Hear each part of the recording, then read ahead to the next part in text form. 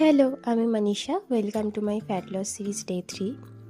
সকালবেলাটা black coffee আর oats omelette খেয়ে নিয়েছিলাম, আর দুপুরের জন্য এরম পাতলা করে ভেজিস দিয়ে মাছের ঝোল করেছিলাম। জানো তো, আমি এই সময় খুব সিম্পল খাওয়া দাওয়া করার চেষ্টা করি, স্পেশালি যেগুলো হোমমেড হয়। আমি নিজেই বেসিক্যালি বানিয়ে থাকি।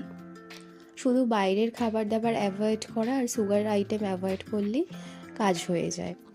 আর জিমে ছিল আমার ব্যাক আর বাইসেপ ডে। তো জিমে গিয়ে যখন ট্রেনার ছিল না, একটু এরকম ইয়ার্কি ঠাট্টা করছিলাম। তারপর আমরা দুজন মিলে ঠিক করলাম একটু ফ্লেক্স করব। হ্যাঁ, জানি জানি কিছুই দেখা যাচ্ছে না, তবুও ফ্লেক্স করার চেষ্টা, সেটা বৃথা চেষ্টা।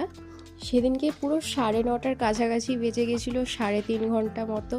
বাইসেপ ফুলিয়ে ব্যাক ফুলিয়ে এখন যাচ্ছি বাড়িতে রাত 10টার সময়। আলাদাই ডেডিকেশন আমাদের। জিম থেকে ফিরে ডিনার করে নিয়েছিলাম ওই সেম। আর এই ঝোলের মধ্যে আলু গুলে খেতে না আমার দারুণ লাগে। তো এভাবেই দিনটা শেষ করেছিলাম। চলো, টাটা।